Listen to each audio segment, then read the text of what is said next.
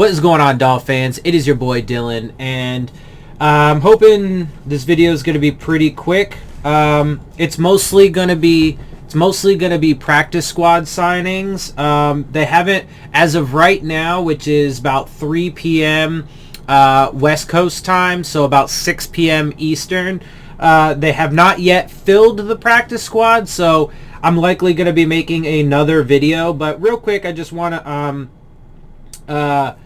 get through what has been done today, because there's some important stuff to talk about. So real quick before I get to that, though, Brian Flores did talk to the media today, so I want to get through that really fast. So I'm just going to read through this article. Dolphins Brian Flores reiterates support for Tua Tagovailoa amid Deshaun Watson rumors. He's our QB. No team has been more strongly linked to Texans quarterback Deshaun Watson in recent days than the Dolphins, even as CBS Sports NFL insider Jason La Canfora reports Houston is unlikely to find a serious trade partner, blah, blah, blah. On Wednesday, Brian Flores attempted to quell those talks by speaking to his team, blah, blah, blah. A day after he reportedly endorsed the second-year signal caller in front of the team, the coach reiterated to reporters that Tua is our quarterback and that the Dolphins are pleased with his development entering 2021.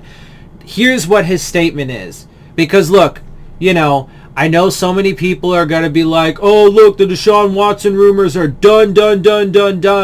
And Brian Flores endorsed Tua and stuff like that. But he didn't. Not really. It was just a very lukewarm, at best, PC answer. But this is what he actually had to say. I don't get into conversations I have with the team and players, as those conversations are private. So again, saying that he doesn't want to give up any information. Flores said when asked Tuesday's reported meeting to affirm Tagovailoa's QB1. I will say that Tua is our quarterback. Okay.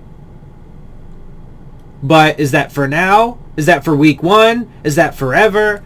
Right? I think he's had a good training camp, which is true. I think he's made a lot of progress, which is true. I think he's made a lot of improvement, which is true. And we're pleased with where he is. And he's going about his preparation for New England the way he should be. And that's where we are as a team. But again, a very just vague, not super declarative, not really, it's not a resounding, vote of support and confidence. He just said basic ass PC shit. So, but hey, he said it to to be fair though, he at least did say it to reporters today as opposed to just saying it to the team. So, but anyway, let's continue on with this article because I want to get done with it. I do not want to even spend much time on this. Asked later if it's especially important for quarterbacks to know they have full support of their team, Flores said he thinks it's important for any player to feel supported, rerouting the focus from the quarterback position. Shocker. In other words, this remains somewhat of a delicate situation, even if Flores and co. are serious about embracing Tagovailoa as the starter entering 2021. As ESPN reported Tuesday, the Dolphins expressing belief in Tagovailoa, their top draft pick a year ago, and seriously exploring a potential upgrade like Watson are not mutually exclusive, which is absolutely correct. At this time, Miami is prepared, publicly and privately, it seems, to enter the new year with Tagovailoa under center as its full-time starter. But that doesn't mean the team hasn't checked in on Watson, as Yahoo Sports previously reported, or isn't still interested in replacing the former Alabama star down the road. For now, all signs point toward Tagovailoa indeed starting on September 12th in Week 1 against the Patriots. So as of now, he is our starter. I hope that does remain the case. I do not want to see the Watson thing come to fruition. All right, now let's get past that. Let's actually talk about some of these signings. So Shakeem Griffin is a player that I was disappointed that they cut and that I would have kept on the 53-man, but he made it to the practice squad. So that is wonderful to see. Let's see, what else do we got? So the Dolphins actually also added veteran defensive end Jabal Sheard, which is interesting. Now, of course, with the expanded practice squad rules because of, the COVID days. See, my cat is trying to do silly things behind me. Anyway, but you can have, not only can you have 16 players instead of just 10 on your practice squad, but those additional 6 players do not have a limit as far as practice squad eligibility and how many years they can go onto the practice squad. So you can sign, salty veterans like Jabal Sheard.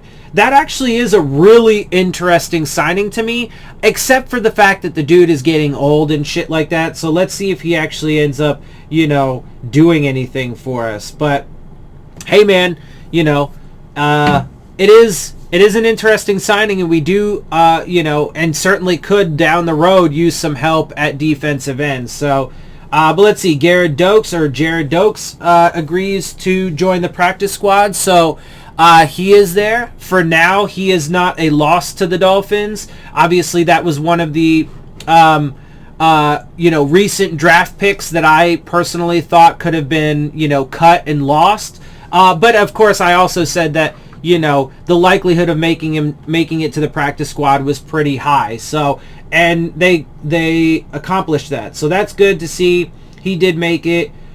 We lost Benito Jones to the Kansas City practice squad. So that's that. The Dolphins have signed Elijah Campbell from the New York Jets practice squad. Let's see. He's a cornerback. So we signed, that's a corner that we signed to the practice squad. Unfortunately, though, we did lose another one of our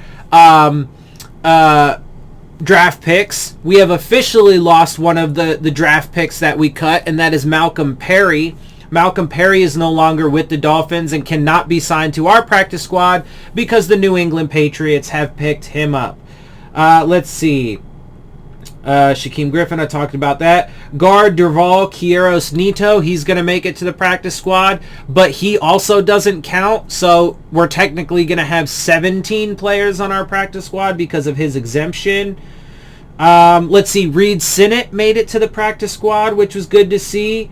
Kirk Merritt actually made it to the practice squad, which I have to say, I am surprised about that. I am glad that he made it to the practice squad. I'm super stoked about that. I'm super stoked that they didn't lose him. However, I am surprised by it because I was not expecting him to clear waivers. But it does seem as though,